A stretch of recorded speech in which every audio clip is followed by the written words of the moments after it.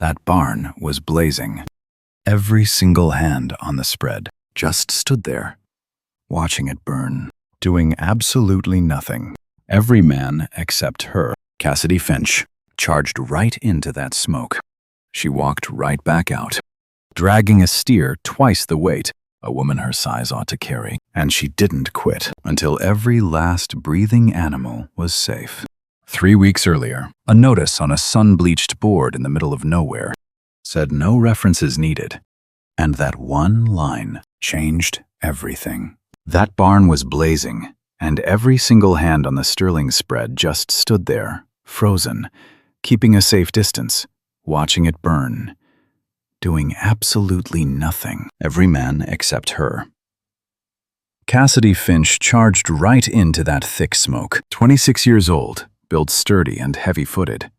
Nobody out here ever bet a single silver dime on her doing anything special, but she walked right out of those flames, dragging a steer twice the weight a woman her size ought to carry. And she didn't quit until every last breathing animal was safe. If this frontier tale hooks you, subscribe and ride along with me to the very end. Drop your hometown in the comments. I'd love to see how far this campfire story travels.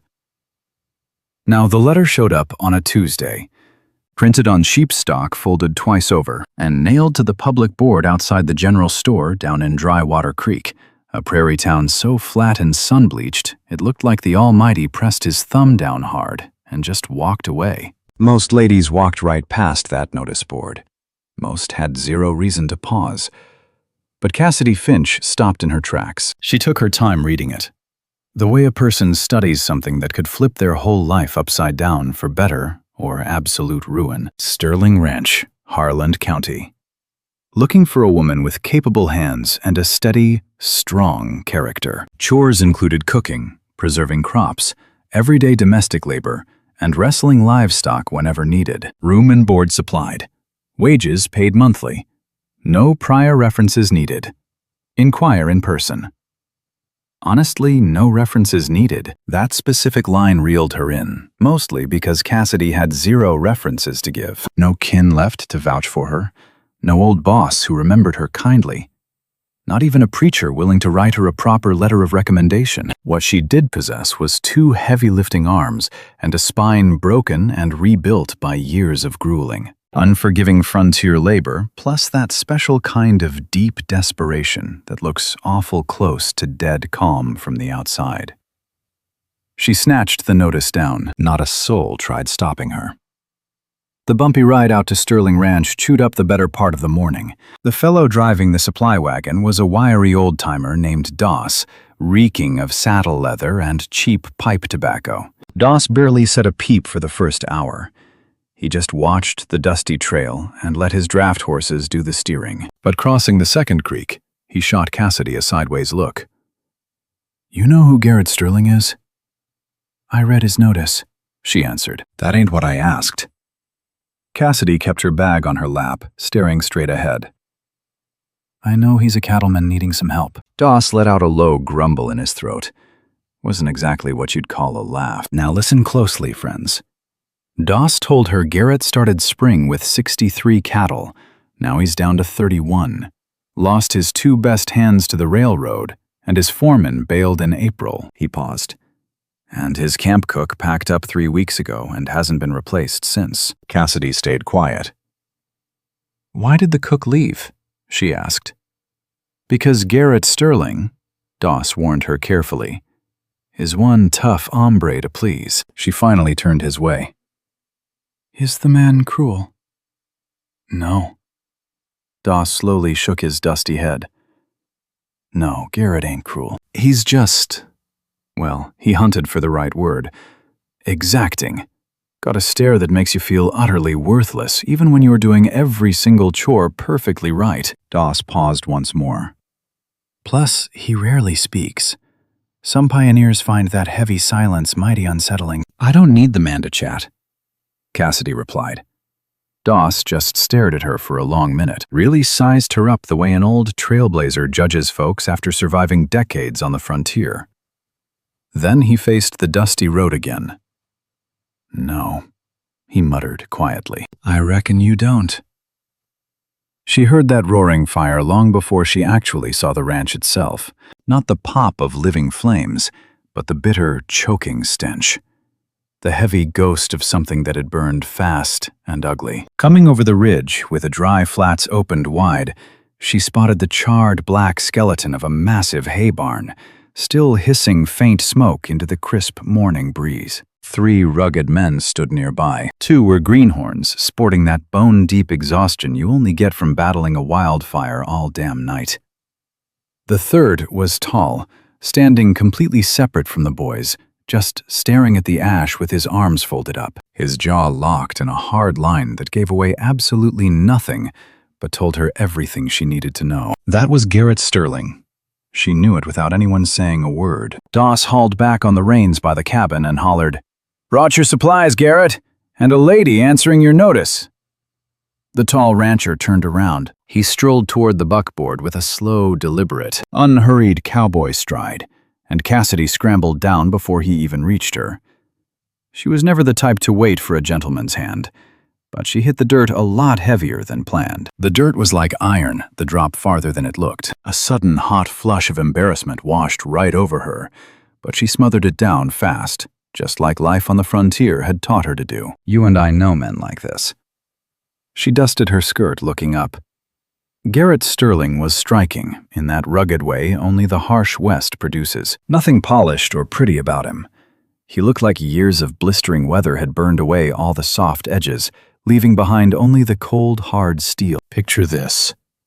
Dark hair, a little long. A jaw rough with 3 days of stubble. Eyes the shade of dead summer grass, and just about as forgiving.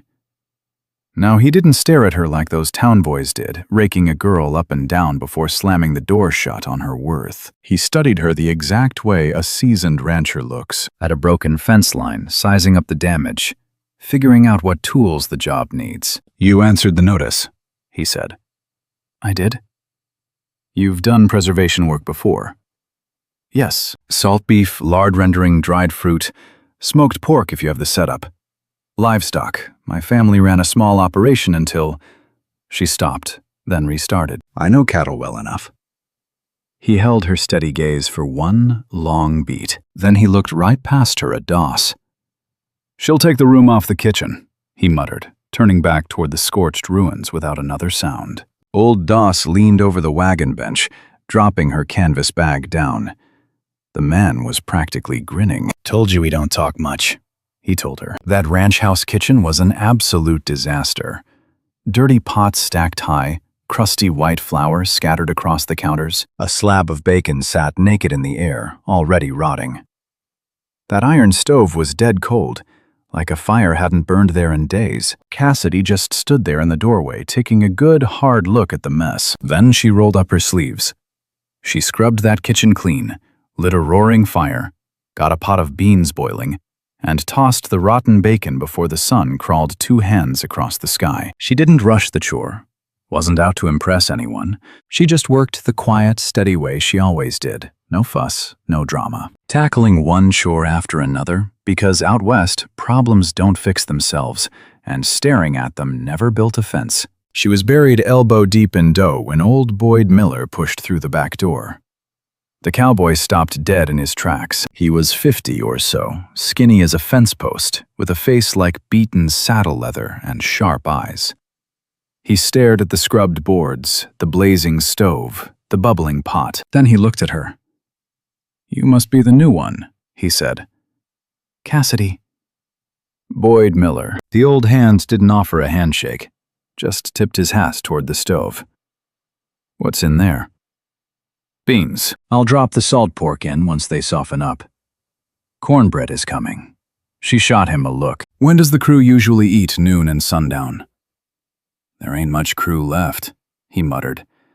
2 boys, me and Garrett when he remembers to eat." "Does he forget to eat?" "He forgets everything that ain't this ranch." Boyd stepped to the glass, staring out at the blackened timbers. "We lost nearly 2 tons of hay last night. Boy was up till dawn fighting the flames trying to save the spread." She punched the dough for a heavy second. "How bad is the damage?" she asked. The old man stayed quiet so long she finally looked up. "Bad enough," he grumbled. Dry summer. Creeks are low. We got cattle dropping weight, and now we ain't got the hay to bulk them up. Lost the Dawson contract last month since we couldn't promise the head count. He spoke the harsh truth flatly. Zero pity. Men like him speak of total disaster like it's just another weather report. If our luck don't turn by October, the Sterling Ranch is dust. Cassidy slammed the shaped dough into her baking pan. What burned? She asked. In the barn. Winter hay reserve. He turned from the dusty window. All of it? She absorbed the heavy news. Was it an accident? Now you and I know trouble when we see it. Boyd's weathered face hardened up. That's the question, he muttered, walking out without another word. Come noon, she served lunch to 4 dusty men who barely glanced her way. The 2 young ranch hands, boys really barely 20, shoveled food fast, eyes glued to their plates. Old Boyd ate slow, keeping completely quiet. Boss Garrett Sterling drifted in last, dropping into his chair to wolf down beans and thick cornbread, without tasting a single damn bite. The man was glued to a ledger, studying endless pages of ranch numbers while he ate. He flipped pages with one calloused hand, eating blindly with the other. She topped off his glass completely unprompted. He didn't look up once. She retreated to the kitchen. Truth is, she wasn't offended. She'd run enough homesteads to know praise is a rare luxury out here, not a promise. And she didn't ride out to Sterling Ranch seeking applause anyway. She showed up desperate for honest wages and a dry roof. That ad said no references needed, and at 26, she was out of options and out of luck. You and I both know the old frontier truth. When you got nothing left to lose, you might as well stare down the meanest bull in the ring. She was washing those lunch plates when a loud argument sparked up outside, 2 men hollering in the dirt. One of the voices was familiar, Garrett's deep, steady rumble clashing against a stranger's sharp, angry bark. She kept her hands in the soapy water, but her ears were wide open. Can't keep bleeding money like this. Sterling, the Dawson deal was your absolute last safety net. I know that, Greaves. Do you? Because to my eyes, you're running this whole outfit on nothing but stubbornness and blind prayer. Always been enough. Garrett grunted. A short, ugly laugh followed. Before? But this ain't before. Water table's dropping. That north pasture is 2 weeks from useless. You've got 0 winter feed left. God knows why. A heavy, loaded silence hung there. No buyer will touch this cursed operation. Didn't ask for a buyer. Garrett spit. Might not have to ask. 2 months you won't have a choice. His voice turned oily. I'll tell you, that just made the threat infinitely worse. I'm just saying Garrett folks are looking to buy. Good money. Enough to start clean somewhere smaller, somewhere the land itself doesn't outright hate your gut. A long, deadly silence. Get off my property, Greaves. Bootsteps. A horse riding off. Then just the howling wind. Inside, Cassidy dried a bowl, chewing on those words. Her mind drifted to that burnt hay. She thought about the dark word Boyd used. Was that fire truly an accident? Out here, you learn to see the ugly shape of things before they strike. Even if she couldn't quite trace all the jagged edges, yes. Come evening, she carried hot coffee out to the porch. Garrett was out there brooding over his ranch ledger again. He looked up at the cup. No need for that, he grumbled. Hands can fetch their own. It's no trouble. He watched her walk away. Hold on, he called out. She froze. Where'd you ride in from before this? His eyes locked right onto her. That same calculating stare, but holding a brand new spark, looked a whole lot like pure curiosity. Cooked in a kitchen outside Harding for 2 years, she told him flatly. Laundry before that. Family farm before that. Farm where? Out east. It's gone now. He studied her hard. Gone how? She didn't blink. Drought, then heavy debt. Then the bank took it. She paused. I know what ruin looks like, Mr. Sterling, if that's what you're digging for. A shadow passed over the rancher's weathered face. Wasn't trying to dig for that. he murmured. She stood quiet. He dropped his eyes back to the books. Supper was fine, he mumbled. First decent grub cooked here in a month. It wasn't high praise, but out here it meant something. She slipped back inside. Standing there in the warm, dark kitchen, she let herself feel a spark of pride for just one heartbeat. A stubborn little ember she'd carried for years, like a hot coal in her pocket, before burying it deep and getting back to work. Come morning, she beat the sun. The ranch sat dead quiet. Not peaceful, mind you, just bone-tired and completely hollowed out. She fired up the iron stove, got the coffee boiling, and stood in the doorway, staring out at that unforgiving dirt. You and I have seen dry, but this was a cruel baking dust that swallowed the land whole over months. Pasture grass was low and sick-looking, like old straw. The creek out yonder was nothing but a lazy, muddy trickle. Even cattle in the distant pens sounded bone-thin. But her eyes searched past all that. She studied the dirt the way her old man taught her to, right before a bitter drought put him in the ground, right before the bank stole his life's work. She read earth like an Easterner reads a paper, tracking the ridge slopes, the old drainage paths, the spots where dirt turned darker. Down by the northern ridge, she spotted it. A low hollow, running dark despite the punishing drought. A string of green scrub brush whispering secrets about what lay buried deep underground. She stood perfectly still. Could be absolutely nothing. Could be salvation. She kept her mouth shut around Garrett that morning. Didn't breathe a word to Boyd either. Just slung the morning hash and kept to the stove. Come afternoon, she found the youngest ranch hand, a scrawny, gap-toothed kid who went by the name Toby. Told him she needed to check the north fence for a cooking herb, asking him to point the way. The boy pointed north. She hiked out into the sun-baked scrub alone. That ridge was a deceiving hike. Sun beating down, her dress soaked in sweat, boots rubbing her feet raw by the time she hit the base. But there she knelt by that dark patch of earth, pushed her bare hand against the dirt, and felt it cold. Deeply, stubbornly cold, damp right beneath the hard crust. She shut her eyes. Water.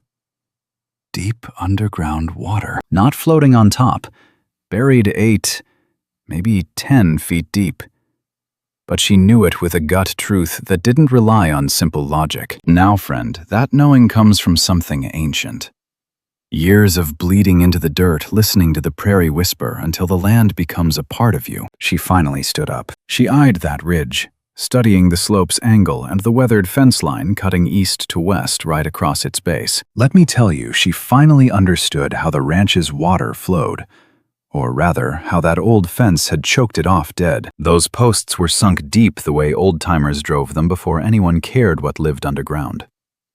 Pounding straight through the earth, wrecking the natural flow. She lingered there a good while. Then she turned her boots back toward the ranch house. Garrett was out in the yard, muttering low with Boyd. Their murmurs dried up the second she stepped into earshot. He sized her up, took in her dusty clothes and sweat-damp hair falling loose. "Where exactly have you been?" he asked. She held his gaze without blinking. "Walking the north pasture," she said. "That wasn't our deal," he shot back.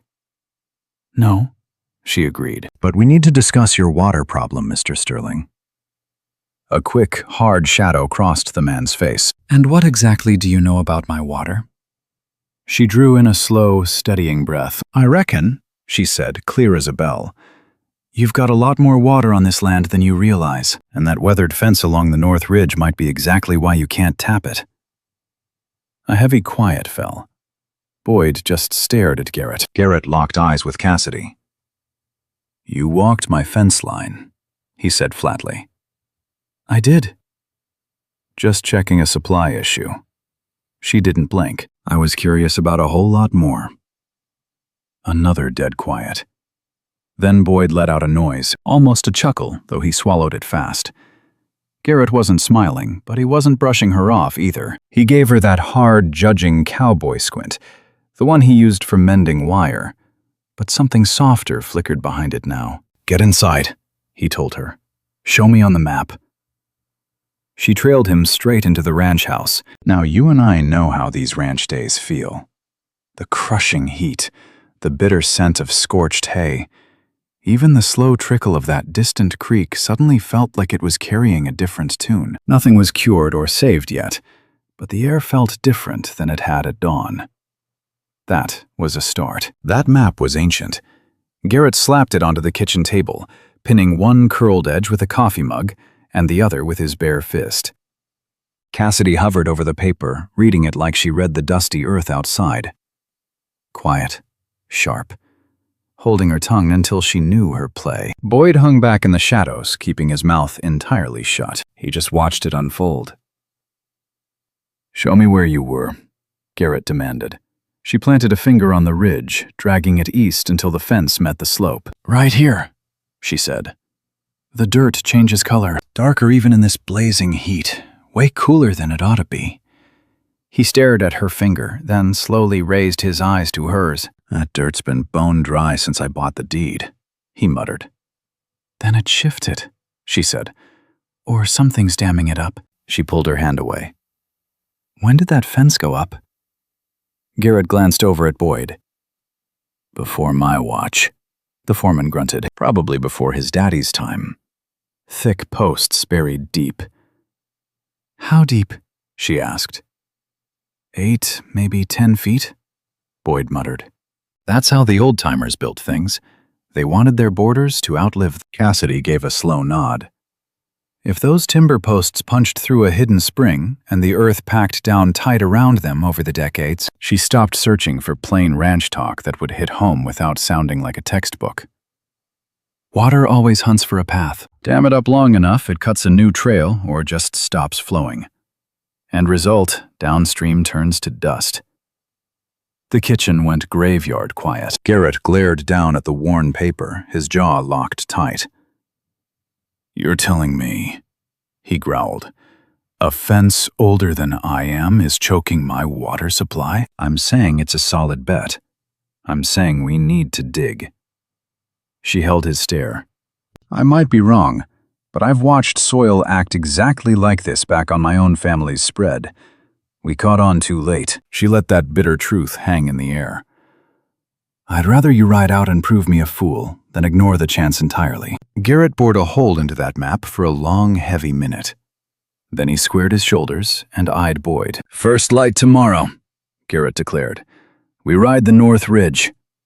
Boyd gave one single nod, the way hard men seal a deal. No fuss, no drama. Cassidy turned back to the iron stove. Tomorrow's troubles could wait. Hungry hands still needed their supper tonight. "Hey, Cassidy," Garrett called.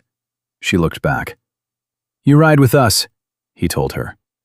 She didn't flinch or smile. She just nodded once and faced the hot stove again. But down, out of sight, her hands were shaking. Not from any kind of terror, mind you. It was something dangerously close to hope. And out here, she knew to handle hope with the exact same caution you'd give a wild, unbroken bronc. Next sunrise rolled in blistering and dead still. Now listen, you and I know that means a brutal day ahead, but Cassidy already had hot coffee and eggs ready before the roosters even woke. She wasn't showing off for the crew. She just couldn't shut her eyes. 2 young ranch hands, Toby, and a silent kid named Caleb, dragged in first. "Gather round." Those boys ate quick, like young ranch hands facing a mighty uncertain frontier morning. They kept throwing sideways glances at each other, sharing some unspoken riddle of the Wild West. It was young Toby who finally broke the silence. "You truly reckon there's water under that North Ridge, ma'am?" Cassidy just quietly laid more cornbread on the pine table. "I think it's possible, 'cause Caleb and me, we rode that pasture plenty. Never seemed like anything special to us." "Most things don't seem special till you know what to look for," she said. Caleb looked up. 18 years old, his face still holding on to the last soft edges of boyhood. "What do you look for?" She chewed on that.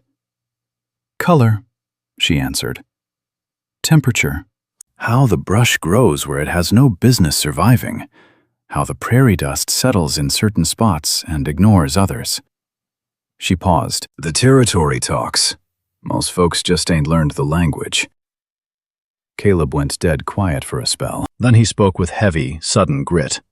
"You sound like you were raised on the land." "I was," she whispered. "Until I wasn't." She left it at that.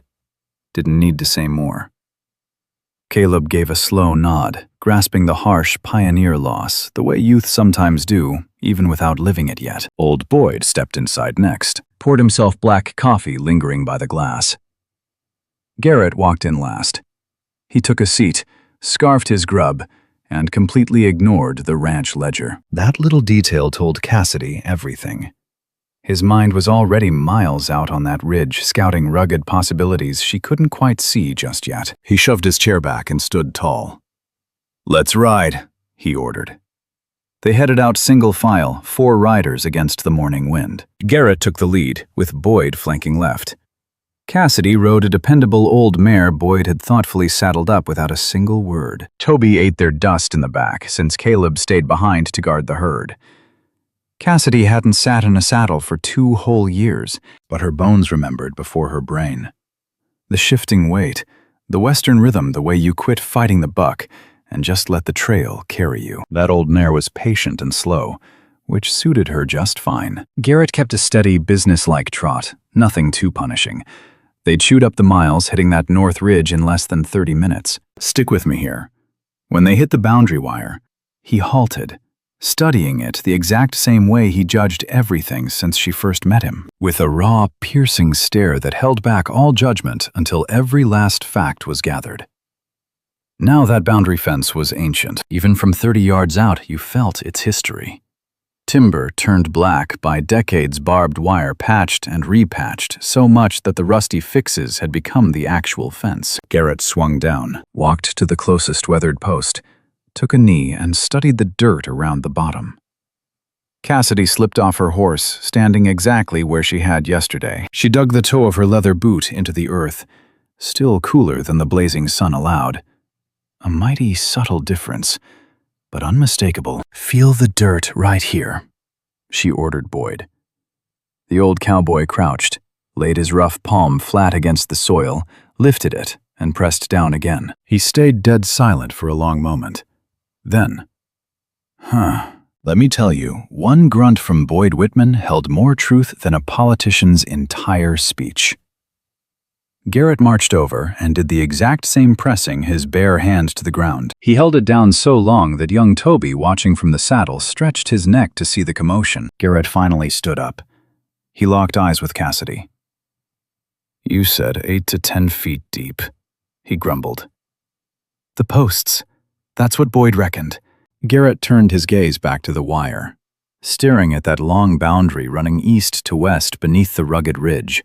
Gears were violently turning in his head. She could spot it clearly, just like spotting the angry glow of a cabin fire through a frosty pane, even if the flames stay completely hidden. "If we're wrong," he muttered, "we tear up a good fence for nothing, and we bleed 2 whole days of back-breaking labor." "Yes," she agreed. "And if we're right?" It wasn't really a question, but she answered it regardless. "If we are right," she said, "you get your underground water back." A heavy silence fell. Then Garrett looked straight at Boyd. "Fetch the tools." Now, they didn't tear up that ranch fence right then. Just wasn't enough daylight left before sundown. Hard frontier work requires proper planning and heavy iron, and Garrett simply wasn't a cowboy who rode blind. But something deep had shifted by the time they rode back to the homestead. The quiet between them didn't feel like cold distance anymore. It felt like pure, focused grit. Over supper that evening, the 2 younger ranch hands were noticeably louder than usual. Hope, even just a borrowed sliver of it, makes young bucks mighty rowdy. Garrett stayed quiet, but twice over the beans, Cassidy caught him measuring her with those sharp eyes. Both times she ducked her head away before she could decipher what he was thinking. After chow, she was scrubbing plates when old Boyd shadowed the kitchen doorway. "You needin' something?" she asked, never even bothering to turn around. "Just checking in," he grunted. "Checking what exactly? If you're as calm as you appear." She finally turned around. He leaned against the rough timber frame, arms crossed, that sun-beaten, weathered face giving away absolutely nothing. just like always. "I ain't calm," she replied. "Just don't see the profit in showing it. You and I know that's pure Western wisdom." A grin touched his lips. "Smart woman. Gather round, friend." She turned back to the dishes. "Boyd," she said, "that hay fire. You didn't think it was an accident?" Silence fell. "I didn't say that," he muttered. "You didn't have to," she replied, setting a tin pot down. "And that fella from yesterday?" "Greaves. He was talking about buying this acreage." A longer silence stretched out. "I reckon you've got sharp ears," Boyd said. "I reckon I do." She spun to face him square on. "Are the two connected?"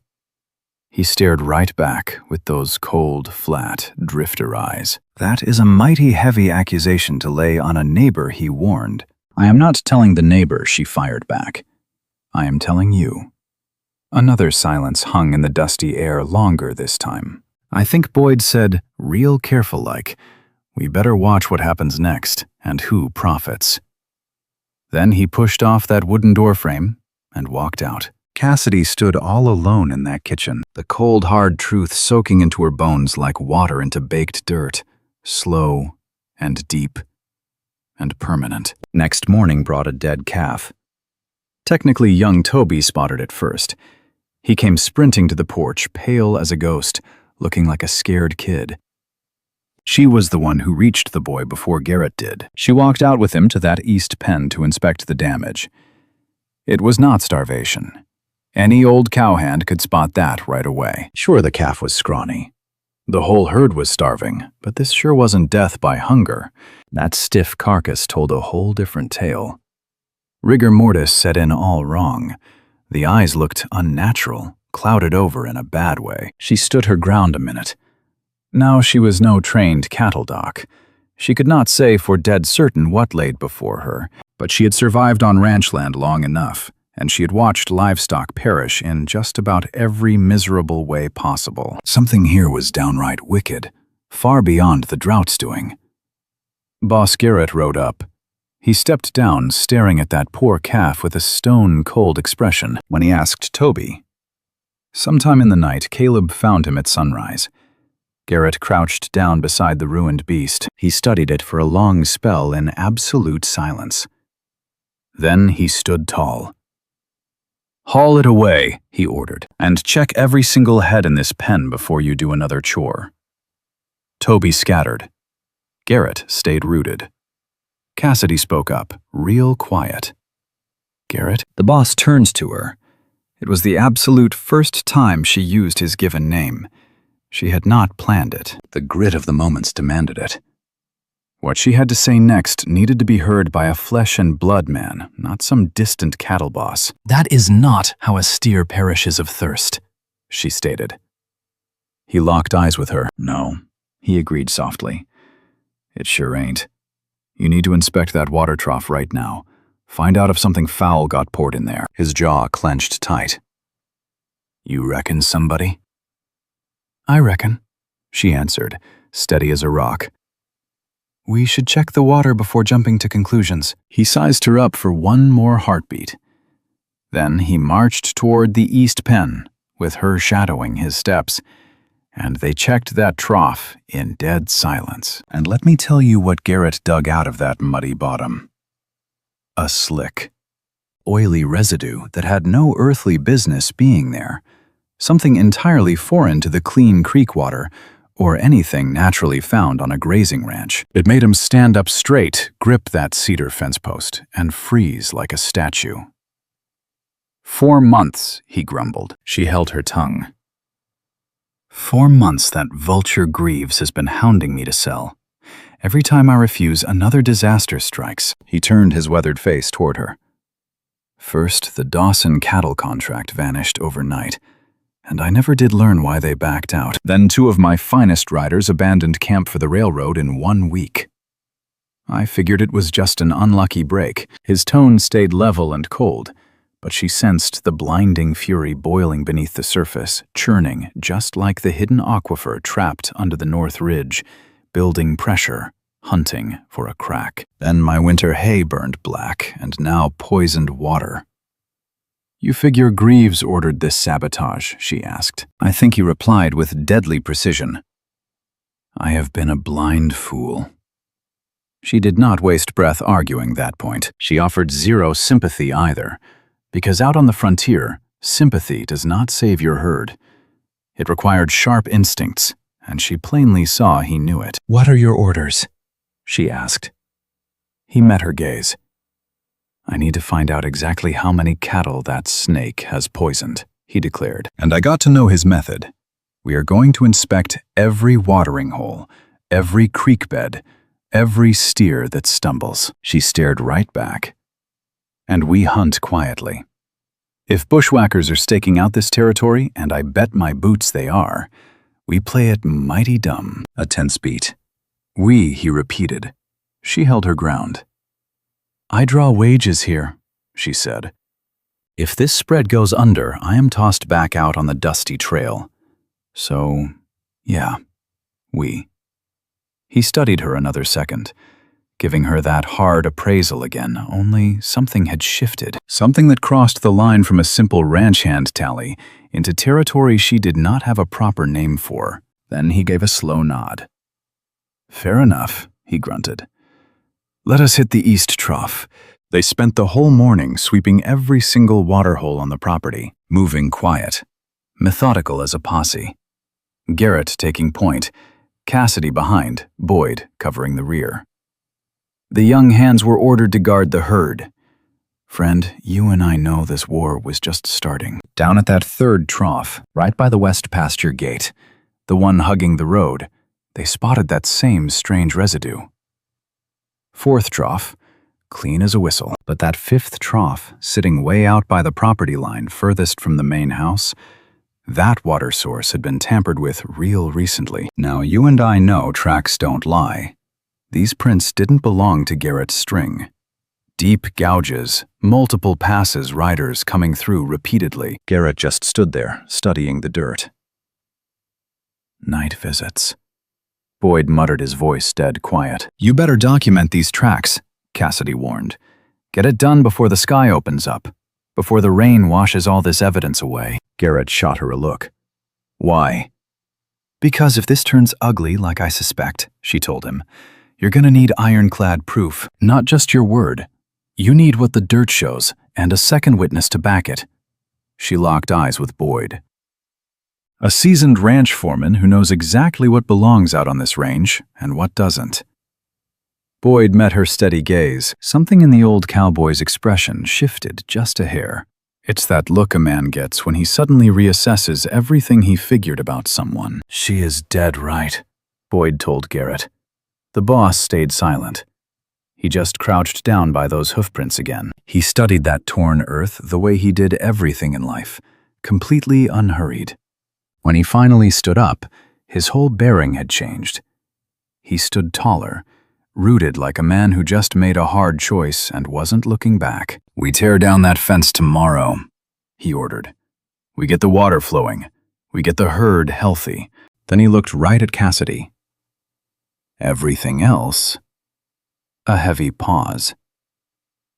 "Everything else we handle one piece at a time." She gave a single nod.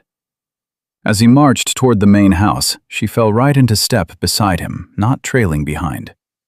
Neither spoke on it. Halfway across the yard, keeping his eyes forward, he finally asked, "Where did you learn to read country like that?" "My father," she answered simply. "He had a real gift. Always told me the earth is constantly speaking. You just gotta stay quiet enough to listen." A long beat passed. "He trained you well," Garrett noted. It was spoken plain. No fluff, no grand performance. Just a hard truth from a rancher who never wasted a single breath. Cassidy kept walking. "He tried," she murmured. "I just made sure I paid attention." Now let's step into the office that afternoon. Garrett was tearing through his ledger, armed with a dark, brand-new focus, tracing months of cattle losses with sharp eyes, figuring out which deaths were accidents and which were murder. Meanwhile, a rig rolled up the drive. Cassidy spotted it through the kitchen glass. Not Doss. A flashy rig handled by a slick fella in a spotless hat, sitting stiff the way fellows do when they demand respect. She wiped her hands down and headed for the back porch. Old Boyd was already out in the dust. That clean-hatted stranger climbed off his buckboard without an invitation, strutting like a man who assumes his presence is a golden gift, dressed mighty sharp for cattle country. Not loud, but calculated. He flashed a broad, easy grin that never quite reached his cold eyes. "Afternoon," he greeted Boyd. "Is Mr. Sterling around?" "Depends," Boyd drawled. "Tell him Wade Greaves came calling. He'll want a word." Cassidy quietly slipped back inside. She moved quick through the cookhouse, tapping on the heavy office door.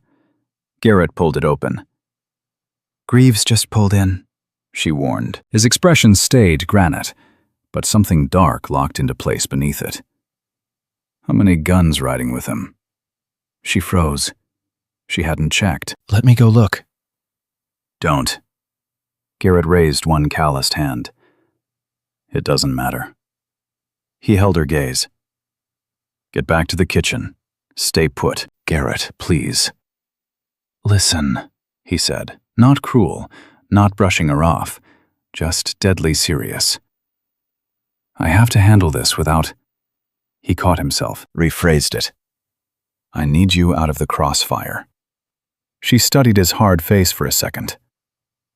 "All right," she finally agreed. She retreated to the kitchen, but she sure didn't hide.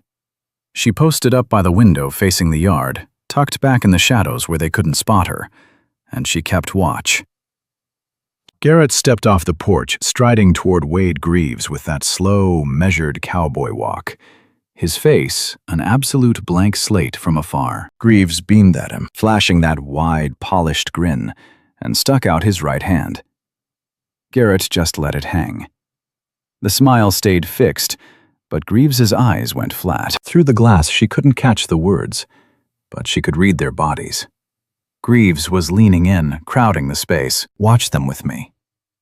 You've got the slick man pressing his advantage, and Garrett, completely still, a mountain that refuses to budge an inch. It was a mighty brief parley. Whatever Garrett delivered at the end caused that fake grin to completely vanish just for a heartbeat. Then the smile returned, but it was sharper now, colder.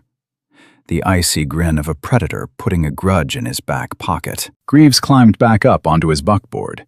He rolled out of that ranch yard at the exact same leisurely speed he rolled in, and she realized that forced calm was its own kind of threat.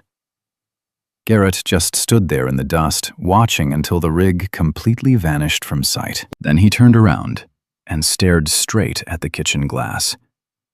Right at her. She wasn't nearly as hidden as she figured. She froze right there, locking eyes with him straight through that glass. He held her stare for a beat, then turned on his heel and went inside. A second later, that office door clicked shut, and the ranch sank right back into its bone-tired quiet. She stepped from the window. Her chest was hammering, much harder than the moment really called for. She swore to herself it was just about Greaves, about the dry trough, those fresh tracks, and that dead calf. It was the months of brutal losses Garrett was finally seeing with furious, clear eyes. She almost made herself believe that lie. She fired up the kettle and got straight back to work. And outside, the western sun crawled toward the jagged ridge. The land baked quiet beneath it, bone dry and waiting, keeping its old secrets just like it always does. You and I know the desert waits until someone finally listens. They tore up that fence line on a Thursday, took 4 grown men, Garrett, Boyd, Toby, and Caleb. They swung iron bars and sweat from first light, falling into that grim, heavy silence men only get when they are doing a job that truly matters, and they absolutely know it. Cassidy kept the grub and cold water moving. She watched from the dusty edge, close enough to see everything without crowding their boots. She kept a silent count of every single post yanked from the dirt, just like her old man taught her. You don't write it down. You feel it in your bones, holding that knowledge the exact same way cracked dirt holds the afternoon heat. Post number 7 was the golden ticket. She spotted it before they even heaved.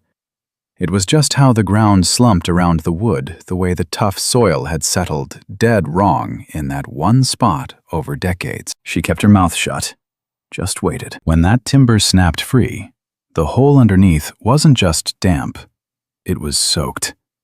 Dark and slick at the bottom, looking exactly like a fresh wound right before the blood flows. Toby caught sight of it first, letting out a rough grunt that wasn't even a word. Caleb hit his knees hard in the dirt. He jammed his bare hand down into the pit, pulling up fingers coated in thick mud. He stared at it like he'd just found holy ground. Boyd glanced at Garrett. Garrett locked eyes right back on Cassidy. She refused to crack a smile. Not yet. Way too early for celebrating. You and I know they just had a muddy hole so far. They had a long, hard ride ahead before any of this meant saving the ranch. Still, she finally took a real deep breath for the first time all week. She held his hard stare for 1 solid second, then dropped her eyes back to the mud. "Yank the next 3 posts east," she ordered him, "and the next 3 west. You gotta give this old channel room to run." Nobody argued with her. They just pulled the wood. Come high noon, that water was moving. Nothing cinematic or violently gushing, just a slow, dark bleed stretching out steadily. The dry earth was finally adjusting to pressure it had choked down for maybe 40 years, letting go at last. The muddy trickle crept eastward down the natural slope. It followed a buried groove that was carved out long before any barbed wire ever existed, way before the Sterlings ever stamped their brand on this harsh ground. Garrett stood right on the edge of the bank, watching it flow. Cassidy stood shoulder to shoulder with him. She was itching to speak. She had a dozen sensible, practical things loaded in the chamber. What were the next moves to steer the current? How many days until those eastern troughs actually filled up for the herd? She swallowed every single one. Because this was his soil, his water, and his victory. Out here, some heavy things gotta be felt long before they get talked to death. My old man dug this acreage by hand, Garrett muttered. He wasn't really speaking to her. He was talking to the dirt, the dusty wind, or maybe whatever stubborn ghost of the past decided to ride in that morning. 40 years back, he swore this was the finest spread in all of Harlan County. He paused. I used to buy that pitch without a single doubt. You can believe him all over again, she murmured. He shot her a look. That morning sun was fierce and unforgiving, lighting up every single crack. It showed zero mercy. Exposed the sheer exhaustion in his eyes, the grit in his hair, and a locked jaw fighting off equal parts bitter grief and sudden relief. He looked exactly like a cowboy who'd barely survived the storm, staring back at the lightning that almost struck him dead. How did you know? He asked about the fence. I didn't know a thing, she replied. I thought I spotted something. That's mighty different. You were damn sure enough to speak up.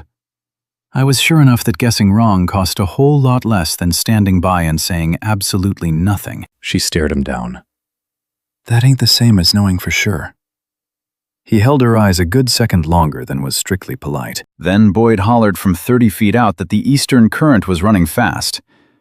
The spell shattered, and they both hiked back toward the grueling chores still waiting, and that muddy water just kept rolling. Slow, dark, and entirely ruthless. It's exactly how things move when they've been dammed up way too long. The herd found the fresh stream before noon. That's the funny trick about livestock, they know. You never have to drag them to it or paint a map. Something deep in their stubborn bones just recognizes living water. Stick with me. It's like starved creatures smelling a meal. The first one caught the scent, turning the herd without a single cowboy's help. Now you and I know how parched cattle move. The rest of the herd pushed forward with that desperate, thirsty urgency. Young Caleb just threw his head back and laughed. It was an honest, unguarded sound, the kind a frontier boy might turn red over if you pointed it out, but nobody said a word.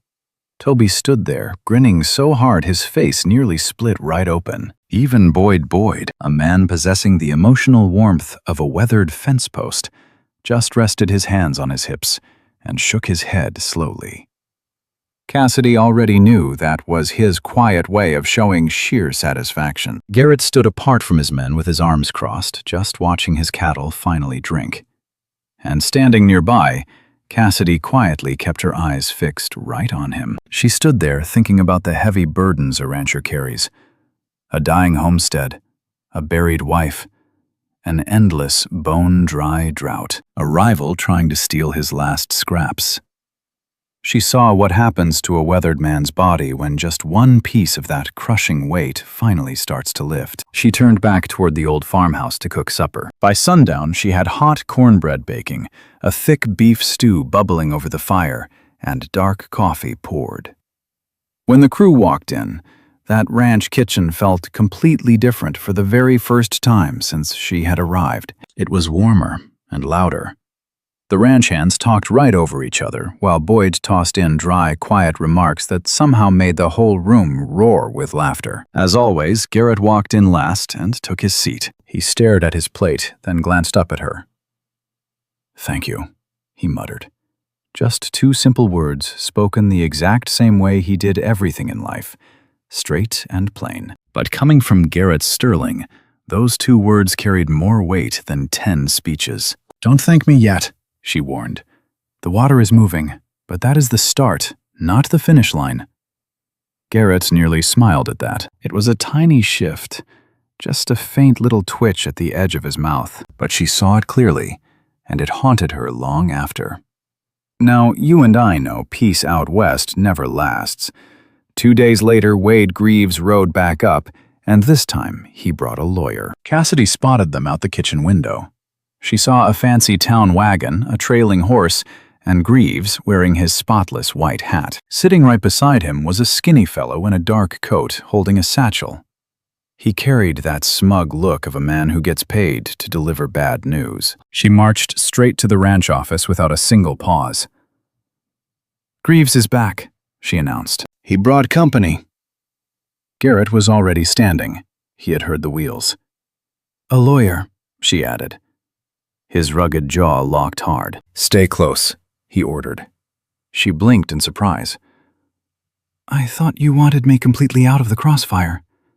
"That was before," he replied, staring right at her. "You have walked this dirt. You have seen things. If this showdown goes where I think it will..." He stopped himself. "Just stay close." So she stuck by him. They stepped out onto the porch together. Cassidy noticed, and firmly believed Greaves noticed too, the united front they were putting on. The man's eyes darted between Garrett and her, doing a fast calculating math, before pasting his standard oily smile right back onto his face. "Sterling," he greeted smoothly. "Afternoon to you. This here is Mr. Aldous Hicks. He speaks for the Consolidated Land and Cattle Trust down in Fort Worth." Garrett kept dead quiet.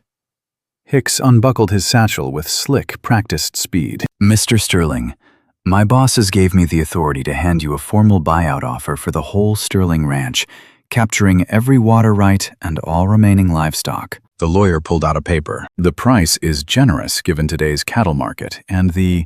He paused briefly. "Severe operational hurdles this ranch has clearly been suffering." "Current market conditions?" Garrett echoed coldly. "Yes, sir. And what exactly do you figure those are?" Hicks shot a look at Greaves. "This brutal drought has driven Western land values straight into the dirt. Reliable water access scares off most buyers. Your herd is way too small for this acreage, and you are bleeding money by every Western metric." Another heavy pause. "Our price reflects that grim reality." "Does it?" Garrett challenged. Cassidy stared at that crisp contract in the lawyer's grip. She kept her hands down. Stepping up was not her place, and she knew it. But from her spot on the porch, she saw plenty. She caught the bottom line. It was less than half the true value of that soil. Even with dead grass and lost cattle, it was a vulture's number. A low-ball price slapped down to break a truly desperate man. "I found water," Garrett declared. Hicks blinked in shock. "Excuse me?" "Found it on the north pasture 2 days back." It's flowing right now, filling east troughs and hitting the lower plains by Sunday. Garrett stared straight at Greaves, ignoring the suit. Clean water, strong flow, plenty to restore a massive herd by next season. Greaves's smile stayed frozen, but a dark shadow flickered deep in his eyes. That is truly encouraging news, Greaves stammered. Of course, one single creek surely does not fundamentally change the after them. We also lost a newborn calf. Garrett interrupted. Funny thing, too. Died a strange death that wasn't from the drought and wasn't sickness. You and I both recognize a Western standoff. Died like a beast does when poison hits its water. He locked eyes with Greaves. We kept the tainted trough. He logged those boot prints. Tracks bleeding right off the public wagon road onto private dirt. Total silence. You see, this quiet hit different than the empty frontier silence Cassidy had weathered all week. This silence carried real weight, heavy with unsaid threats. Greaves finally broke it, his voice tight. That's a mighty serious accusation. I didn't make an accusation, Garrett fired back. Just laying out exactly what I found. What you do with those facts is your business. Beside him, Hicks just gripped that paper. Hicks looked desperate to be anywhere else. The offer, he started. No, Garrett cut in, simple and final as a slammed iron door. Greaves stared hard, pasting that thin, calculating smile back on. You sure, Garrett? Because the situation... Get off my land. Garrett's tone hadn't changed one bit, dead quiet, cold as winter stone. That flat delivery hit a whole lot harder than shouting. Greaves locked eyes for 3 long seconds. Cassidy watched him nod toward the buckboard wagon, signaling Hicks to retreat. They finally moved. Cassidy couldn't help but notice that wagon rolling out a fair bit quicker than it arrived. They stood in the dusty yard. He'll come back, she warned once the rig faded. I know, Garrett muttered. Or someone will. I know it. He faced her. Let me tell you, frontier water rights mean war. Teach me to read this land, he said. Help me prove what's ours. She held his gaze steadily. You're going to need more than me. You need a proper land surveyor. Maybe a lawyer, she warned. I know. He rubbed his neck. It was the first time his iron control slipped, showing just how heavy this ranch dispute was weighing on him. I know. He paused. What? He looked up. I've been fighting this alone for 4 months, not even knowing I was in a war. Thought it was a harsh drought. Thought it was plain bad luck. His jaw tightened. I was dead wrong. She stared right back at him. You are not alone now, she said. No grand promises, not a bit of soft romance in it. Just hard, practical, pioneer truth. She spoke plainly, stripping away the sweet talk. The words needed saying, and nobody else was stepping up. Garrett just watched her for a spell. No, he murmured quietly. I reckon I ain't. After supper, Toby shuffled into the kitchen, holding his hat with a look Cassidy had never seen before. His face was drawn and uneasy, like a man carrying a heavy burden. Miss Finch, he mumbled. Can I speak my piece? She paused, drying the evening dishes, laying her rag aside. Go right ahead. He nervously turned his hat brim in his rough hands. When you first arrived, he started. Caleb and me, we talked behind your back. Wondered if a city woman like you actually belonged on a working cattle ranch. She stared. I know what was said. She answered flat, but not cruel. His neck turned red. Figured you might. He forced himself to meet her gaze. I was dead wrong. Needed you to know that. Finding that fence boundary, everything you've handled lately. He shook his head. Never seen anyone read the land like that. My own daddy was a cattleman, and he couldn't match your tracking. She let the silence stretch. Toby, she finally answered. I don't need your admiration. I just need you pulling your weight when trouble hits. He gave a firm nod. Yes, ma'am. Good, she said, grabbing her cloth. Now turn in. Tomorrow's a long haul. He left. She stood alone in that quiet kitchen, gripping her rag, and she finally let herself feel the weight of it all. The water rights victory, the earned respect, the raw relief on Garrett's face. She let that Western pride wash over her, completely undiminished. Then she packed those feelings away and got back to chores.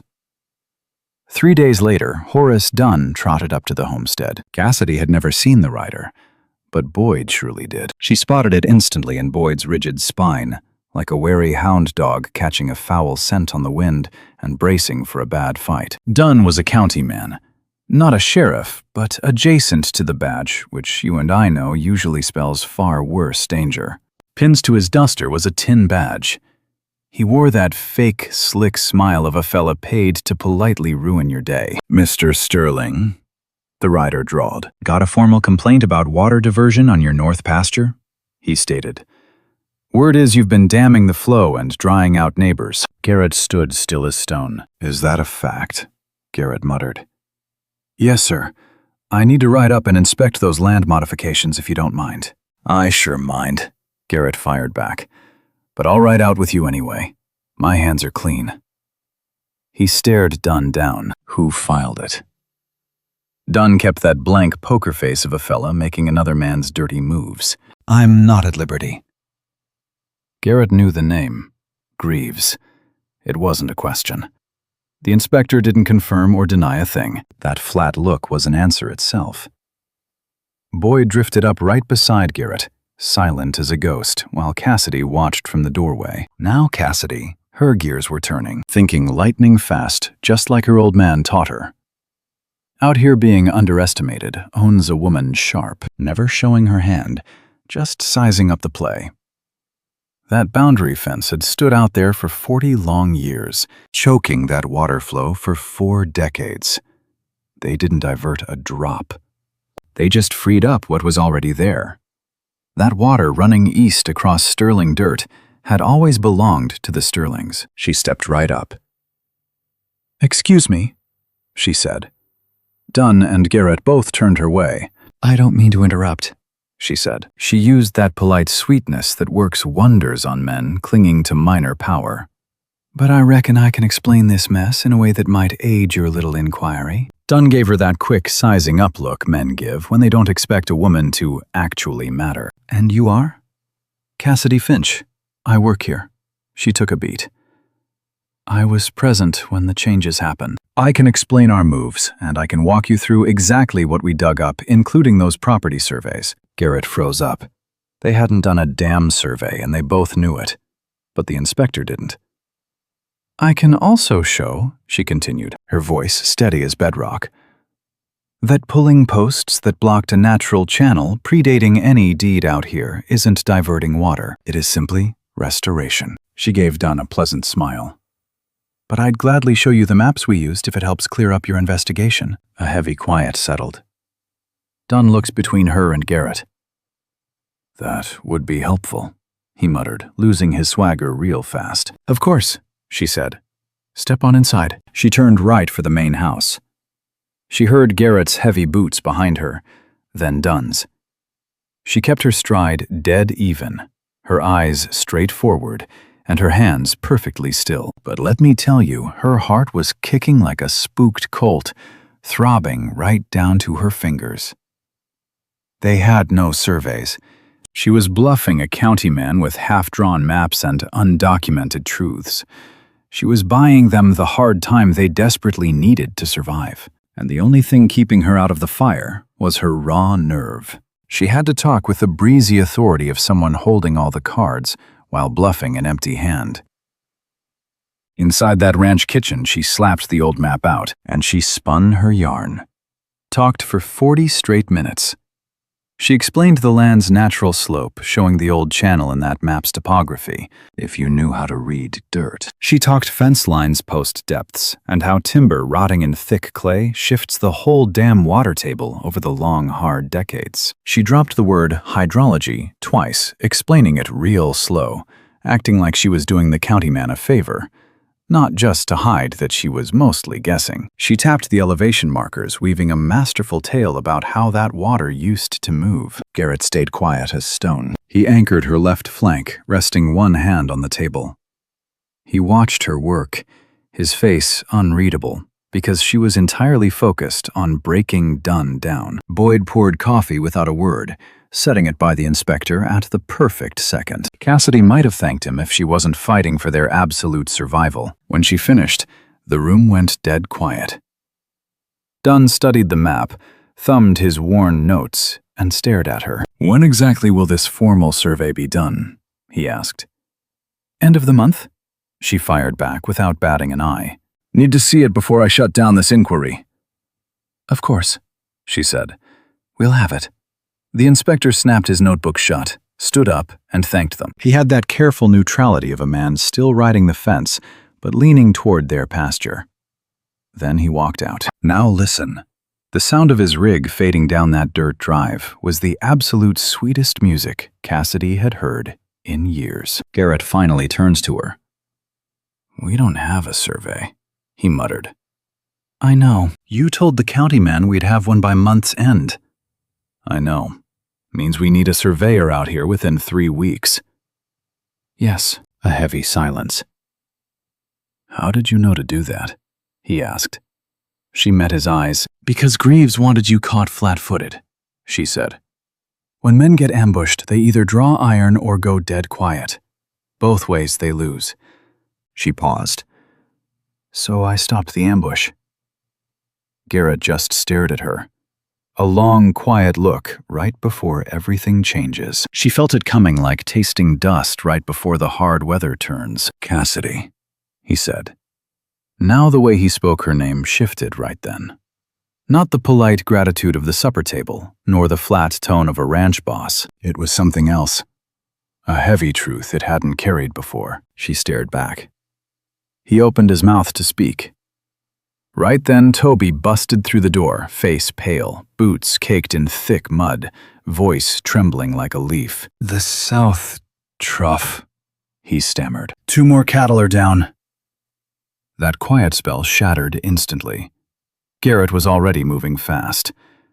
Cassidy stayed right on his heels. Whatever almost got spoken just washed away beneath the heavy, frantic pounding of their boots on dry dirt. Voices hollered across the yard. The harsh reality of the ranch closed back in, bringing all its demands and all its bitter dangers. Whatever spark hung between them faded into the shadows. Out here, human matters wait when the rugged land decides it ain't done testing you just yet. But the feeling was real. She knew she hadn't imagined it. Out in the dirt, 2 steers were down on the ground, but still breathing. Cassidy figured that out the second she sprinted up to the dusty south pen. She shoved through the timber gate behind Garrett, her skirt snagging the rusted latch, ignoring the tear. She dropped right beside the closest fallen beast. She laid hands on its hide like her daddy taught her. Feeling the heat, checking the shallow breaths, reading the poor creature's pain. Finding that specific kind of misery that reveals if you have minutes, hours, or something in between. "Same as the calf?" Garrett asked her. He crouched across from her, hands working the steer's flank. "Similar," she muttered. "Not identical." She met his gaze. "This one's been sick longer. Started before today." "How so?" "The heavy breathing." The calf was sudden. Something struck it fast and brutal. But these 2... She pressed her palm flat against the trembling ribs. "These 2 have been fighting off poison for a couple days now." Garrett stared over the massive animal. "Which means," he drawled slowly, "it wasn't that South Trough recently. There's a 3rd water source we missed entirely." He shot up quick. "Boyd?" he said, voice low. But the old ranch hand was already standing nearby, had been since Toby first hollered. He leaned on the gate, sharp eyes scanning every single head in that dusty pen, assessing the herd with that steady, quiet calm. "The creek feed," Boyd grunted before Garrett spoke. "Pipe running from the upper waters to the south. We never checked it. Where exactly does it run?" "Rides the east fence line, about a 1/4 mile of exposed iron before the holding tank." A quarter-mile exposed. Cassidy slowly got to her feet. Now, you and I know what that means. They didn't even step on your land, she whispered. Just reached through the wire. The three exchanged grim looks. Young Toby and Caleb hovered nearby frightened boys, doing their best to look like hardened men. Toby! Garrett commanded, cut these sick ones from the main herd. Fresh water straight from the deep well. Nothing from those troughs or lines until I give the word. He marched straight toward the exit. Caleb, saddle up. Fetch Doc Hennessy from town. Tell him I need him out here by sundown. Not tomorrow, today. Yes, sir. The kid vanished before the dust settled. Garrett turned his harsh gaze to Cassidy. You don't have to come. I know, she replied, matching his long strides. That iron pipe hugged the eastern boundary wire exactly like Boyd warned, laying bare across the prairie, resting in a flimsy wooden trough designed to shield the steel from the blazing summer heat. But that thin wood offered zero defense against a trespasser standing outside the wire with dark, ruinous intentions on his mind. Took them barely 10 minutes to spot the poison site. Nobody hit it. The outlaw who crept along that wire in the dead of night stopped caring about covering their tracks. It was a brazen strike. The timber cover was violently pried back. You could see the residue clear as day, that same nasty, oily black sludge from before. Only this batch was thick, less watered down. The messy handiwork of a scoundrel growing wild with desperation. Or maybe dangerous arrogance. Garrett stood paralyzed over the slick mess. But stick with me. This wasn't his usual thoughtful calm. This was a different beast entirely. Normally, the man stayed firmly controlled. This was a frozen silence that bypassed reason into something freezing cold and terrifying. He's upping the stakes, Cassidy finally whispered out. Yeah, because that land survey deadline terrified him. Because the inspector showed up and refused to kill our operation. Now Greaves sees his window closing to bully you into selling. Garrett just nodded. She waited till he met her eyes. You can't sweep this under the rug anymore. This is criminal trespass. This outlaw is actively destroying your livelihood and your herd. She didn't flinch. You need the law. His jaw locked tight. That county sheriff is... I know, she cut him off. I heard Boyd's warnings. But we need this written in the official ledger. Even if that badge proves useless, you need proof you raised the alarm. Because when this bitter range war hits the courthouse over water rights, you need a paper trail proving this ranch is being systematically targeted. He studied her a long while. You think like a damn lawyer, he muttered. I think like someone who lost a farm, she countered. We didn't fight. We figured justice would naturally prevail since we had the moral high ground. She paused. We were dead wrong. Something shifted in his rugged features. Wasn't pity, she'd have hated that, but a quiet, grim recognition. The look of a survivor spotting another's deep scar, understanding the ache without trying to bandage it. All right, he finally said. All right, you'll tell the law, or all right, you heard me. His mouth twitched. Both? She gave a firm nod.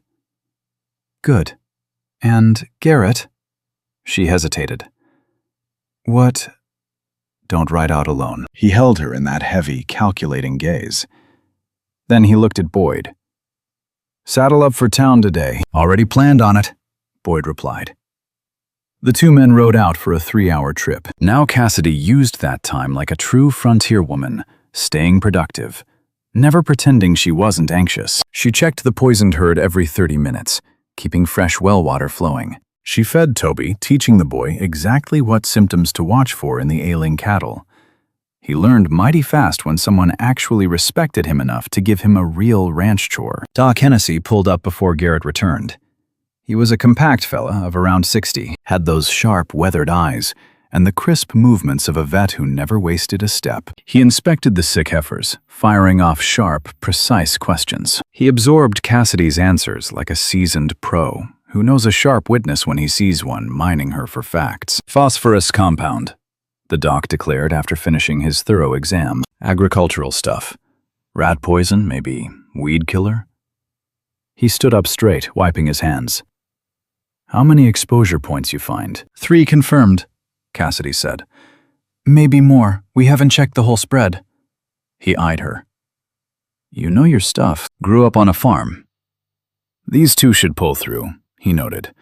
The poison dilution wasn't quite high enough to kill. They caught it from the feed trough instead of the main water. But if you hadn't spotted this today... He stopped there. He didn't have to finish.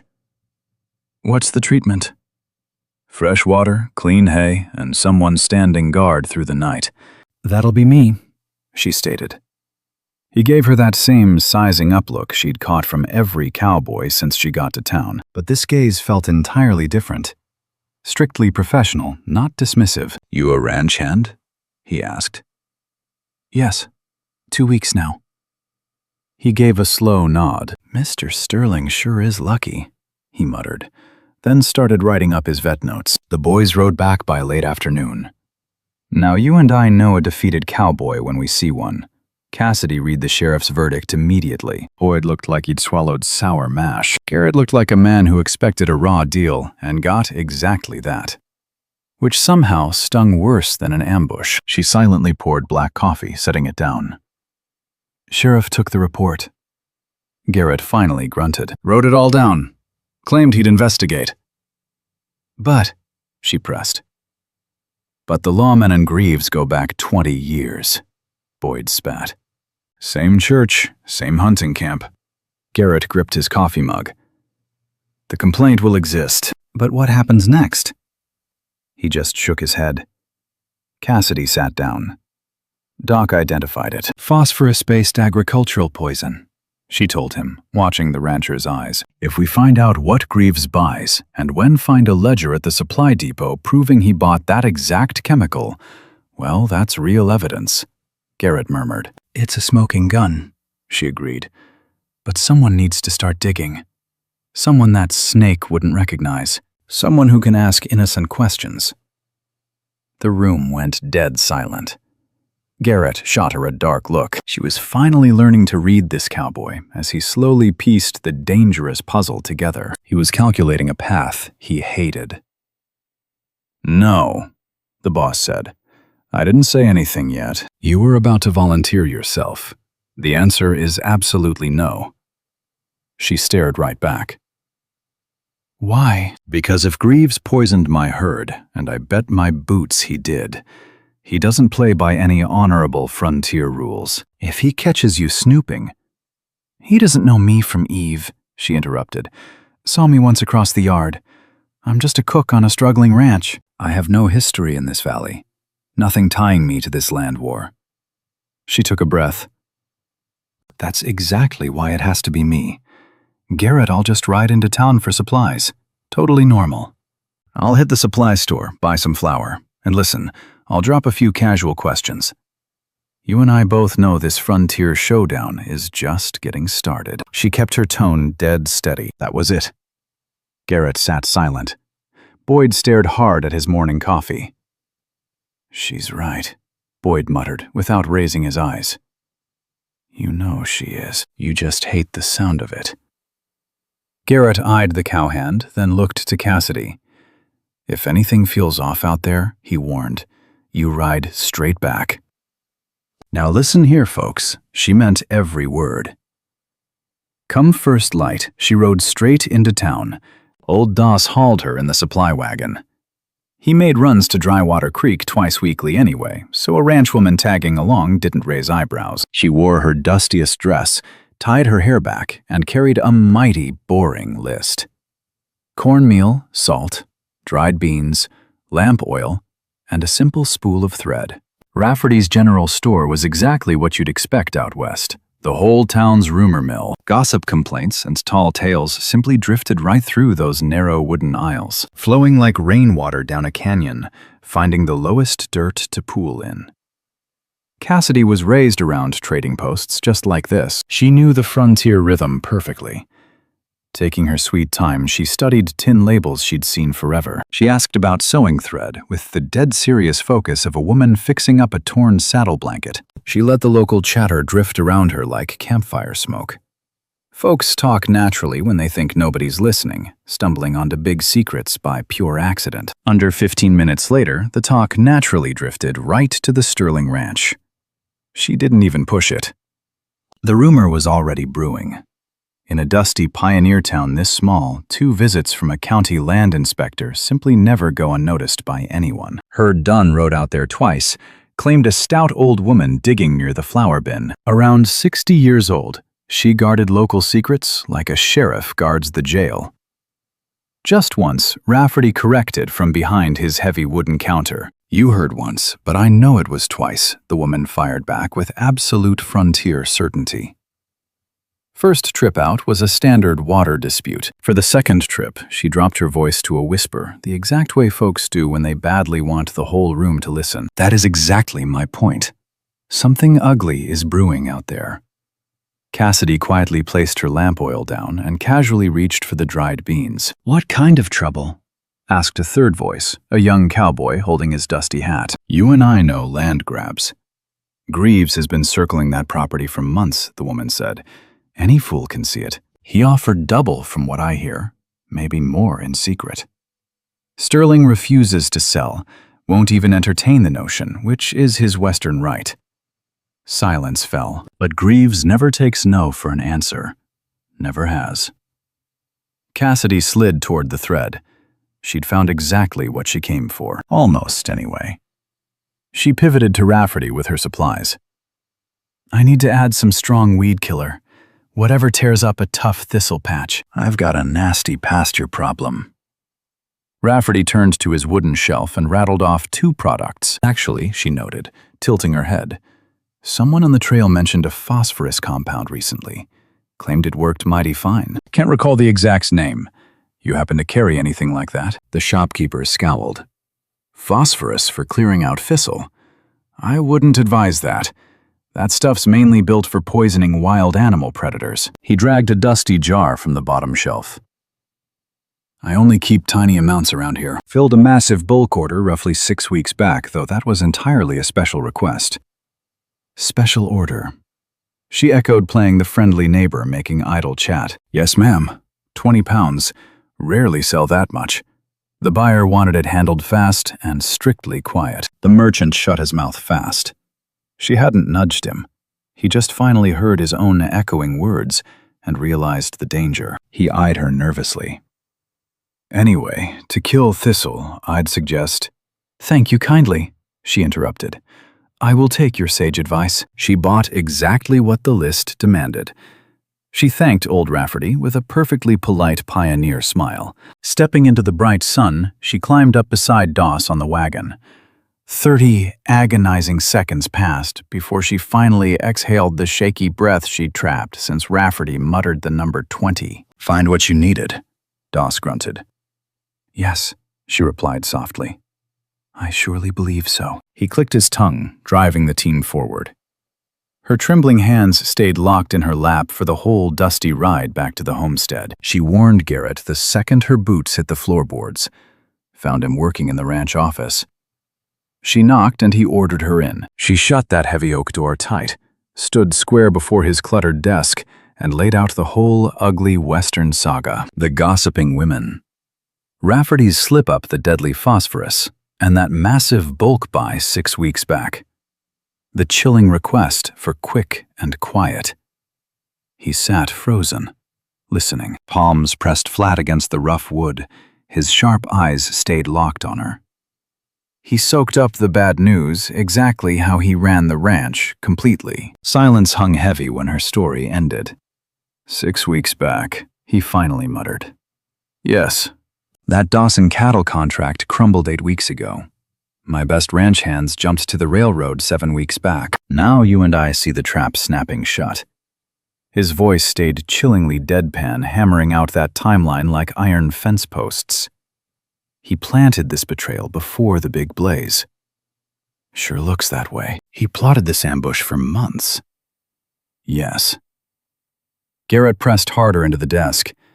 She watched the man's calloused knuckles go dead white. "Listen up. Rafferty might talk to the sheriff," Garrett figured, "but only if pushed. The man plays it safe. Out here, you don't risk a good business tie. They needed somebody official to press him. But that just circled right back to their crooked sheriff problem. Garrett pushed up from his desk. Amarillo has a federal land office. Messing with water rights and crossing property lines, he told her. That makes this whole dirty business a federal matter. He caught her eye. Boyd has a cousin who used to work the land registry down in Amarillo. You've been plotting, she noted. Ever since that first dry trough. I just lacked the proof, he told her plainly. He held her stare. Now I have it. She didn't blink. What do you need? She asked. Silence hung heavy between them. She knew that kind of quiet. It wasn't him stalling.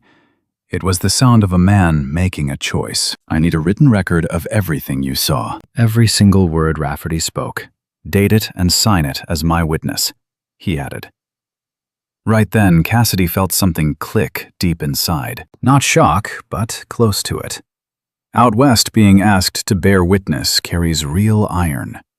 It meant he truly respected her word. All right, she agreed. Uninvited, she claimed the edge of his desk, reached over for the ink pen and some blank paper he kept right there, and got straight down to writing. Garrett settled back into his chair. Soon, the only noise in that room was her scratching pen and the soft rustle of pages as he reviewed his own scattered notes. It should have felt odd. Two folks sharing a cramped office in the late afternoon sun, working side by side like they had been doing it together for years. It should have been awkward, but it just felt natural. To Cassidy, that easy comfort was definitely something worth paying strict attention to. Boyd fired off a letter to Amarillo that night. 3 days later, his cousin replied, confirming he had solid friends at the federal land office. He knew the ropes. He promised to poke around about sending a federal lawman to Harlan County, assuming Garrett brought hard proof of the tampering and official ledgers from Rafferty, along with Cassidy's signed statement. Now, you and I know a good trap takes time to build. But 4 days after that letter rode out, Wade Greaves forced their hand with his third play. Greaves did not show his own face. Instead, 2 rough strangers rode into the ranch yard before the morning coffee even finished brewing. The heavy thud of strange hooves brought Garrett storming out the front door fast. Boyd was right on his heels. Cassidy braced herself at the kitchen window. Neither of the riders wore a tin star on their chest, no legal papers either. They just had that heavy, slouching look of hired muscle, paid to break bones, not enforce any actual law. Mr. Sterling, the big one grunted. Mr. Greaves wants another little chat about this land. Greaves knows exactly where I am. Garrett shot back, cold. He figured sending us out here might change your mind. He figured wrong. Garrett held his ground in the dirt, totally unarmed, voice completely steady, refusing to yield a single inch. You boys delivered his message. Now ride out. The big brute sized Garrett up, glanced at Boyd, then studied the cabin.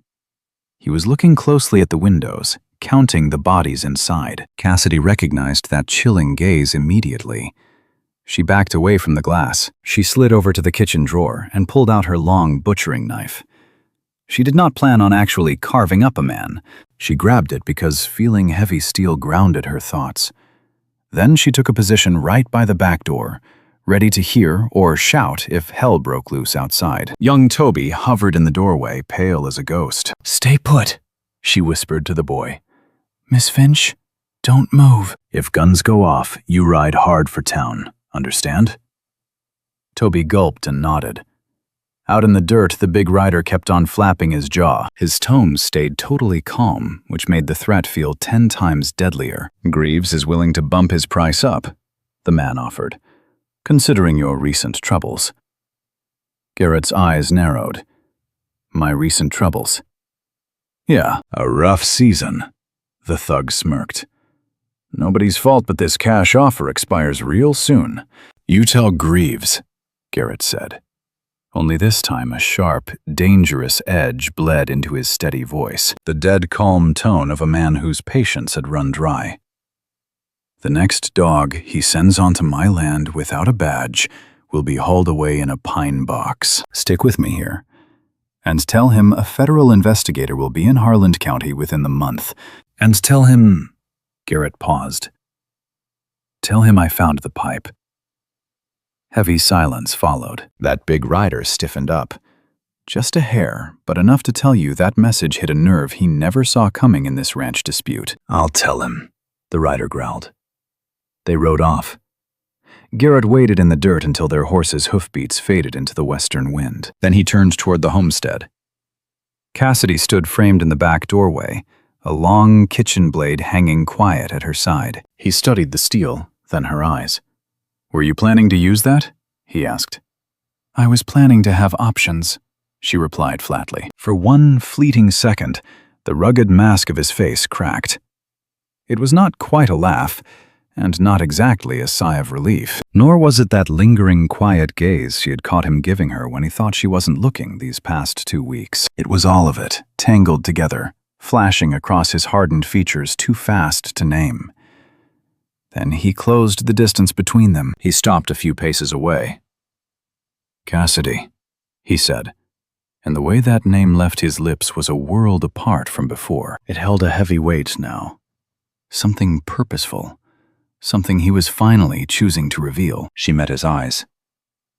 "You should know," he murmured, "that when this land dispute ends, when Greaves is ruined, the cattle healed." He paused, searching for the right words. "I would like you to stay." She froze solid. "I work here," she answered carefully. "That's not what I mean," he replied, "and you know it." That blade felt mighty heavy in her grip. The ranch yard fell dead silent. Just inside, Hans, Toby, and Caleb were trying awfully hard to pretend they were not eavesdropping. "Garrett," she breathed. "You don't have to answer now," he told her softly. "I am not expecting an answer today. Just know the question stands." He locked onto her steady gaze. "That is all." She searched his weathered face for a long time. "I know it is there," she whispered. He gave one sharp nod. He turned back to check the frontier fence line while she stepped inside. Instantly, Toby and Caleb found themselves terribly busy with chores that had absolutely nothing to do with the doorway they had been hugging for 3 minutes. She laid the heavy steel onto the wooden counter. Her calloused fingers trembled just a bit. But deep down, that stubborn ember of hope she had guarded for lonely years was blazing hotter than a wild prairie fire, and she let it burn because this wild land was finally waking up to the water. And Garrett Sterling had just spoken honest truth to her. For the first time in an age, tomorrow felt like a destination she was riding toward, rather than a storm simply hitting her. She sparked the stove. She returned to her work. Outside, the freed water rushed eastward across the Sterling territory. Let me tell you, folks, water is patient and unstoppable, flowing exactly where it belongs. That very Wednesday, the federal investigator finally rode into camp. Aldridge was his name. A quiet man pushing 50 in a stiff government coat, wearing the kind of expression that kept all his cards hidden. Not mean, not kind either, just locked up tight as a bank vault. He rode in totally alone, which shocked Garrett. But that fat leather briefcase of legal papers, that did not. Cassidy poured black coffee before the man even tied his mount. Aldridge noted the speed. The lawman noticed everything. She watched his sharp eyes sweep the kitchen, hunting for clues the exact way she scouted rough terrain. This federal agent knew his brutal business. She clocked his skill in 5 short minutes. "Mr. Sterling," he began, taking the heavy wooden chair right across from Garrett. "I have read the letters from Whitman's cousin. I need answers to a few questions before judging this Wild West dispute." "Ask them," Garrett challenged. Aldridge unlatched his case. "The torn-down fence. Who ordered it?" "I did. My ranch, my wire." "Who was present?" "Me, the foreman, 2 hired hands, and Miss Finch." Aldridge turned to Cassidy. "You found the river dam." "I noticed signs pointing to it," she replied smoothly. "Mr. Sterling made the final call." Aldridge stared her down a fair bit longer than necessary. Then his pen scratched across the paper. "The poisoned cattle troughs," the lawman pressed. "You documented them?" "Taking photographs was impossible," Garrett countered. but we have written logs sworn by 3 ranch hands. Dr. Hennessy tested the poison, and we have— Garrett flicked a glance at Cassidy. She slid a folded piece of paper down. Garrett pushed it straight across to Aldridge. A sworn statement overheard at the Drywater Creek supply store. A massive buy of phosphorus poison 6 weeks before our herd drank it. The investigator unfolded the sheet. He read it once, then twice. The room went graveyard still. "Miss Finch," he murmured, without lifting his brim. "Every single word on this paper. Are you ready to swear to it under oath?" "Yes," she answered. "Even in a federal hearing?" "Yes," she repeated, her voice steady as an anvil. The investigator finally raised his head and truly looked at her. He wasn't counting clues now. He was sizing up the iron in her spirit. "Now you and I know grit when we see it." "All right," he grunted, and tucked that golden ticket into his case. "Here is where we stand," the man said, his voice turning sharp, direct as a fired bullet. That corporate cattle outfit gunning for their land had a dark trail. 3 other ranches swallowed whole over the past 8 years. 2 of those sold under mighty strange clouds. Poisoned water rights, dead livestock, and 1 unexplained fire. The agent paused. "We have been hunting a case with enough paper trail to strike this syndicate. What you folk have right here," he looked at Garrett and Cassidy, "is mighty close. Might just be enough."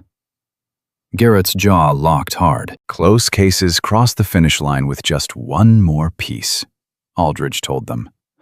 "Rafferty's supply ledgers. Get that official purchase record, not just trail talk, but the actual ink on paper, and combine it with your evidence. That slams the trap shut." "Rafferty will not volunteer it," Cassidy warned. "He will not have to," Aldridge replied. "I can compel it. A federal land fraud probe beats out his fear of upsetting a paying customer." A ghost of a dry smile flickered across the lawman's face. "That is exactly the point of federal power." Garrett glanced over at Boyd. Boyd kept quiet, but out here a man's silence can be an agreement. "What do you need from us?" Garrett asked. "Time," Aldridge answered. 10 days, maybe 2 weeks. Let me dig through those supply ledgers and cross-check the other ranches." Snapping his briefcase shut, he warned them. "Meanwhile, do not escalate this fight. Do not go confronting Greaves. Keep quiet in town." He stared Garrett down. "Let me do my job." "And if Greaves strikes again while you are digging?" Garrett pressed. "Document it. Write down every detail and send word to me immediately." He stood up, buttoning his heavy coat. "Mr. Sterling, I have scouted this land. I have seen what you have carved out here." He paused, chewing on his next thoughts, real careful. "I want to see you keep it." Then he left. The heavy truth of his words lingered in that ranch kitchen, long after his horse faded from the dirt yard. Young Toby spoke up from the doorframe. "Are we going to survive this?" Garrett met his eyes. "Yes," he promised. "Out here, when a man speaks true, there is no fluff." He said it straight and solid as a deeply driven fence post. Toby nodded and stepped back to his chores. "Let me tell you, those 10 days of waiting were pure frontier agony. You and I know this feeling. A storm is brewing over the ridge, but you cannot rush it. All a rancher can do is mend fences, keep the daily work honest, and pray the roof holds up against the wind." Cassidy held down the kitchen. She ran the daily water checks. She even tracked the livestock ledgers Garrett trusted her with now. Weights, head counts, and the slow, steady healing of 2 sick calves. On a cattle ranch, every single ounce of progress had to be recorded to build that larger fortress of proof. She observed other quiet things too. She watched Garrett closely. She studied the steady, grounded way he walked his territory. He had changed since she first rode in. Less isolated. He spoke up more, which for him meant giving 4 solid sentences instead of just 2. But she understood the heavy gravity of his voice, and she knew exactly what opening up cost him. He sought her counsel on things a cowboy rarely shares. Winter feed strategies, the breeding herd. He drafted a letter to the Dawson Cattle Company trying to rope back that canceled contract. One evening, he brought the paper out for her to see. He slid it across the scarred wooden table without a word. She read the lines, looked up, and said, "That third paragraph sounds too sorry." Garrett frowned at the page. "It is an explanation. It reads like an apology for trail dust you didn't kick up." She tapped the ink. "You do not grovel to a cattle buyer you are trying to win back. You tell them the strong hand you hold right now." The cowboy fell silent, then muttered, "You rewrite it then." He shoved the paper her way. Cassidy fixed up that third paragraph proper. Garrett read her words once, then read them again. Taking his time, he folded it up and penned the envelope himself. At first light, he handed it off to Doss to ride into town. Now, there is a beauty in that unspoken frontier rhythm, the way two capable partners can split a chore without squabbling. Stick with me here. Seeing two folks slide perfectly into each other's strengths like a well-oiled saddle just stayed with Cassidy. She knew exactly what it meant. She just was not ready to speak it out loud yet. Come the 8th day, Greaves rode back in. No fancy lawyers, no hired guns. He rode in completely alone. And that was the most terrifying version of Wade Greaves yet, because a rattlesnake traveling alone has stopped rattling and just plans to strike. Garrett was out working the north pasture when that wagon rolled up the dusty drive. Boyd stepped out to block the path. Watching from the glass, Cassidy immediately sent young Toby racing for Garrett before Greaves even let his boots hit the dirt. Boyd and Greaves faced off in the yard. She could not hear the threats, but she could read the danger. Boyd stood planted like an ancient oak, facing Greaves's coiled, snake-like movements. Now picture this: a man making his case, then a sudden shift. It turned Boyd's quiet stance from easy resting to downright deadly alert. Cassidy stepped out onto the porch. She could not rightly explain why. She just knew Boyd's tight posture meant having more folks standing in that yard was a whole lot better. Plus, she finally quit pretending that the trouble hitting Sterling Ranch was not her fight, too. Greaves watched her step out. A flash of pure annoyance crossed his face, buried real quick. "Miss," he muttered with that fake, clipped courtesy. "Mr. Greaves," she fired back. Then she just planted her boots right beside Boyd and waited. Greaves sized her up for a second. It was the same sharp, calculating stare from their very first meeting. She watched him run the numbers in his head again, only to wrongly decide she still did not matter much to his plans. He was dead wrong. Had been since day one. "I came to speak to Sterling directly," the man barked over at Boyd. "He is on his way," Boyd replied. They stood there waiting. Heavy, uncomfortable silence. Greaves shoved his hands in his pockets, staring out at the north pasture. The grass was looking a shade greener than 3 weeks back. The cattle were packing on weight. Hard evidence was plain as day. If you had eyes to see it, this rugged land was finally healing up. She saw the truth hit him. His jaw locked up tight. Then Garrett strode across the dusty yard, keeping that slow, steady pace. He stopped a few feet from Greaves, fixing him with that cold, stripped-down stare, not saying a word. "Garrett," Greaves finally said, "I think we have been talking past each other." "I do not think we have talked much at all," Garrett replied. "I want to make things right." Greaves sounded different now. Gone was that slick, managed tone. He sounded raw and human, which honestly made the snake twice as dangerous. "I want to sit down man to man, put a fair number on the table." "There is no number," Garrett said, his voice like iron. Garrett took one slow step forward. "A federal investigator sat in my kitchen 4 days ago. He has got every piece of my documentation. He has witness statements. He is pulling Rafford's old ledger this very week. You know exactly what is in that ledger."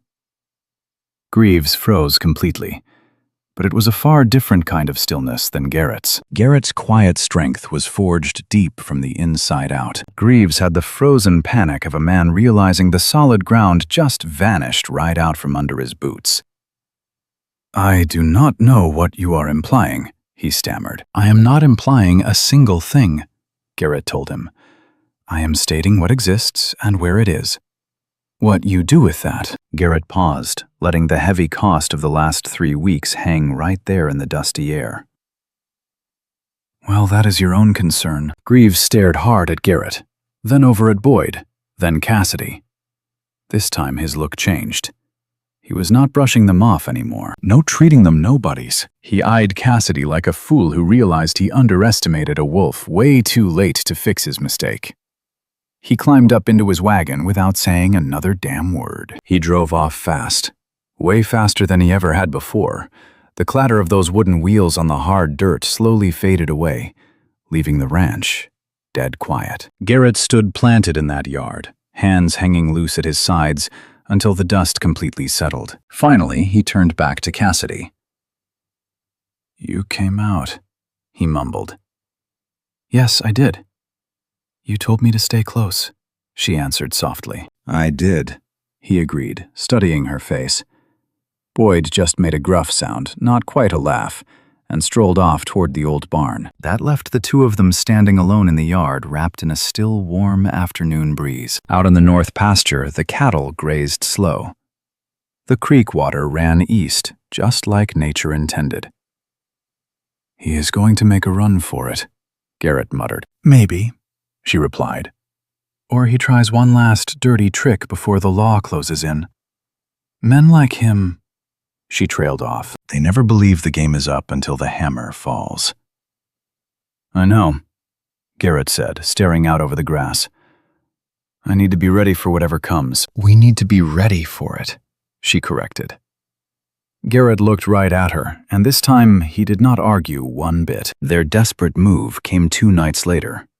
Not Greaves himself, 3 shadows slipping past midnight along the east fence.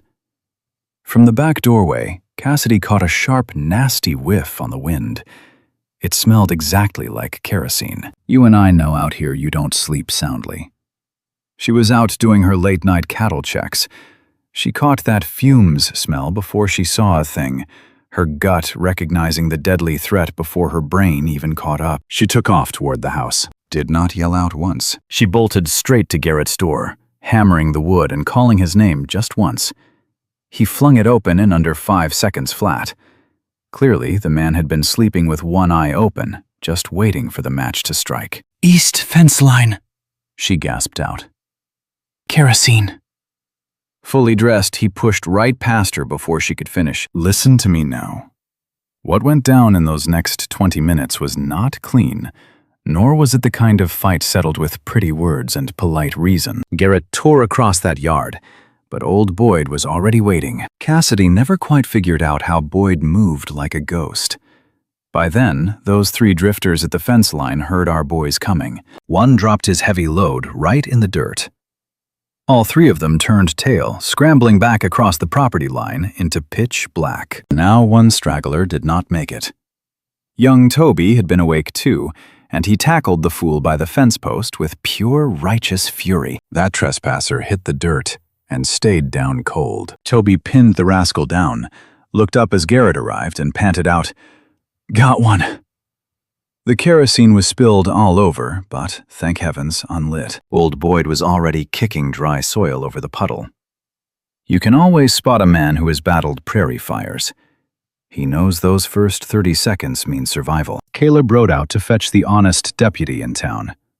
Unlike that crooked sheriff, this lawman owed absolutely nothing to Greaves and wasn't going to protect a criminal. The hired gun Toby captured refused to name his boss. He did not have to speak.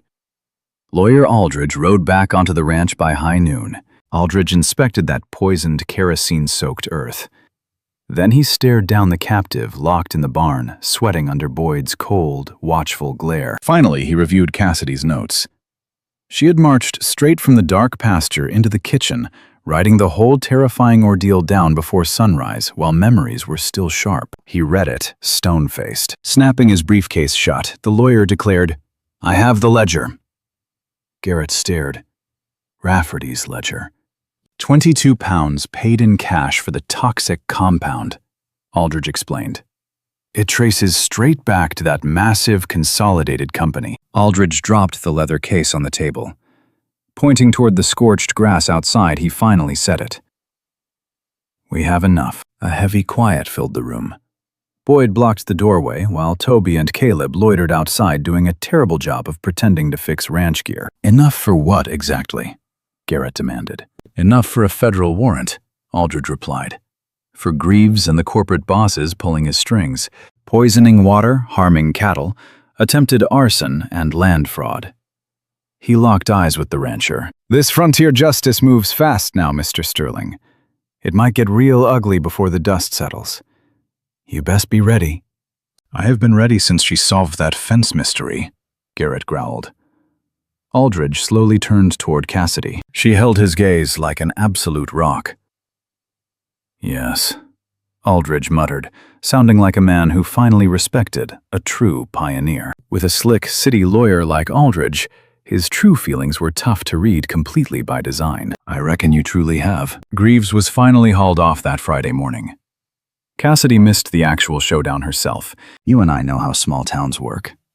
Cassidy was baking when Doss arrived with the week's supplies, looking mighty puffed up to be the one delivering the biggest news in years. "The local sheriff and 2 federal marshals," Doss bragged, dropping into a wooden chair. Old Greaves stepped out onto his porch and they were waiting. His high-paid lawyer rushed over, but the damage was done.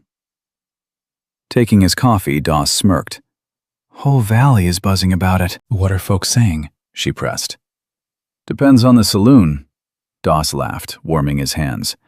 "Half the county is absolutely stunned. Other half claims they knew he was dirty all along. Typical frontier gossip." He squinted at her. "Those wealthy cattle barons down in Fort Worth are facing federal charges now. That is a whole lot bigger than our local villain." "Apparently," she agreed softly. "Rafferty is sweating bullets," Doss chuckled. "Word is he has visited Aldridge twice, spilling all his secrets. Funny how outlaws suddenly sing when the marshals arrive." "Very funny," she nodded. When Garrett stepped inside for supper, she broke the news. He sat there staring blankly, his black coffee getting cold. "The war is not over," she warned, reading the heavy worry carved into his face. "There will be long court trials." "Years, maybe." "I know," he sighed. "But the wolves are off our porch tonight." He met her gaze. "Thanks to you." She shook her head humbly. "Because of the creek. Because of brave men like Boyd, Toby, Caleb, Doc Hennessy, and Aldridge." She stared deep into those tired eyes. "Because of you, Garrett. This is your homestead. You never sold out and never surrendered." "I almost broke before you arrived here," Garrett confessed. "I shoved the thought down tight, but..." He paused. "I was losing every reason to keep fighting." She froze like a frightened doe. "What changed?" she whispered. He looked straight through her. "You know exactly what." And the truth was, she did. "You and I both know folks out here bury their hearts deep." She carried that unspoken truth carefully for months, terrified that speaking it aloud might shatter the whole beautiful thing. "Oh, Garrett," she murmured. "I am not demanding answers today," he replied, voice gruff but gentle. He studied the scarred table. "Just wanted you to know my word is bond. My offer still stands. It wasn't just the moment," he told her. "I've thought about it every single day since, and I mean every word just as much now. Picture this." That kitchen sat dead quiet. Outside, old Toby was murmuring to the horses. Out in the north pasture, the herd sounded livelier, stronger now. It was the good, honest sound of livestock finally getting their strength back. The prairie wind swept through the yard. You see, Cassidy had been drifting out on the road for 3 hard years before finding this spread, working since she was 15. She watched her family's homestead dry up and wither, carrying that heavy grief while pushing forward. Stopping just wasn't an option. Truth is, she feared putting down permanent roots. Staring across that weathered kitchen table at Garrett Sterling, she finally let herself wonder what staying put might feel like. Not giving up, mind you, but that rare moment you find the exact piece of earth you belong on. "I'm not going anywhere," she told him. Garrett raised his eyes. I'm not agreeing to everything right this second, she warned. I'm not claiming I know exactly what this is or where the trail leads. A long pause. Just saying I'm staying put, if that's something you can work with. He held her steady gaze. That is all I'm asking for, he replied. The next week, the land surveyor arrived.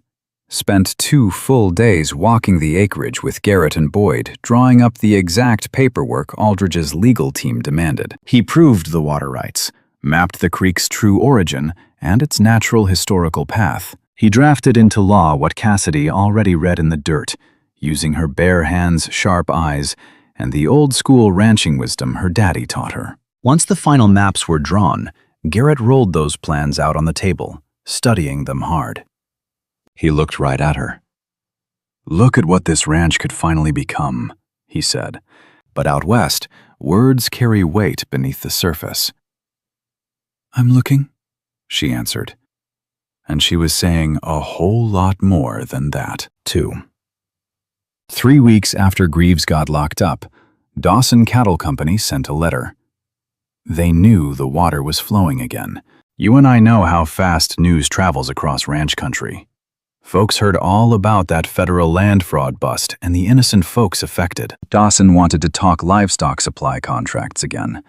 Promised to send a buyer up the ridge next month. Garrett read that letter aloud over dinner, setting it down. Young Caleb spoke up. Is that good news? Yes, Garrett nodded.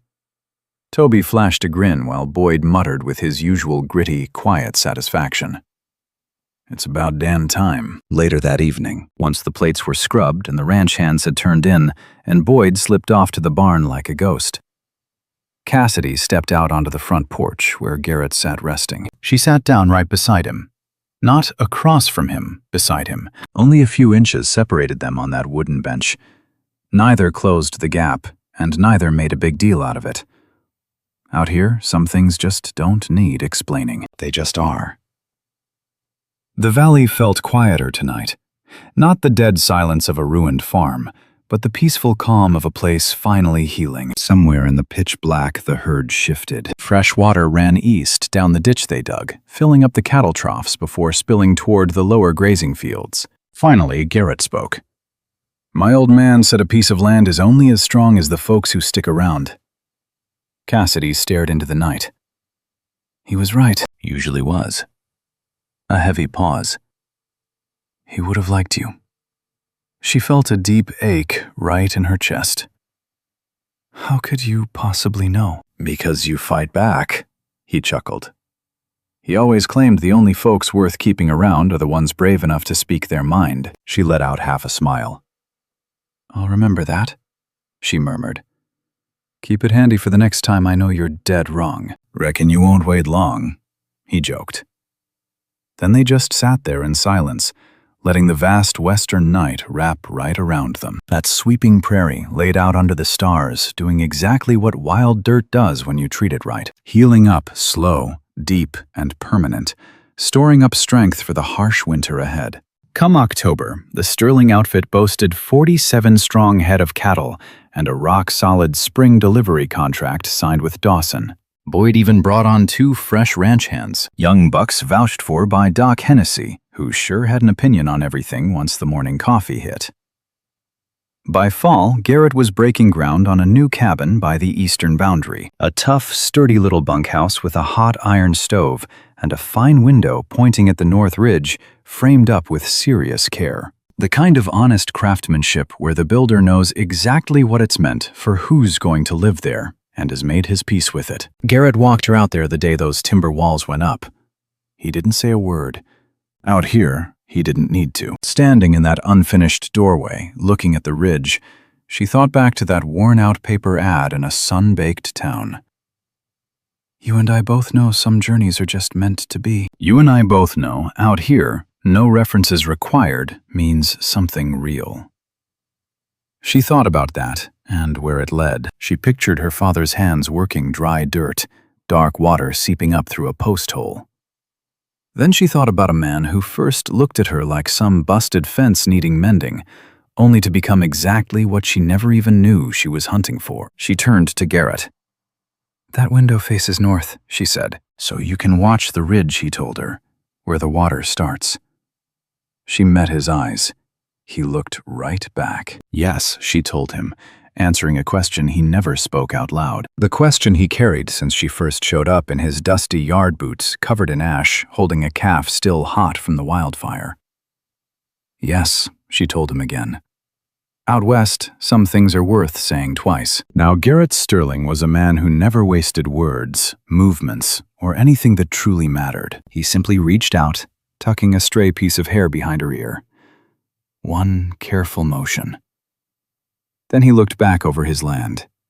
That old quietness around him wasn't the hollow, lonely silence it used to be, but something steady, full, and settled like a life that finally found the shape it was always meant to hold.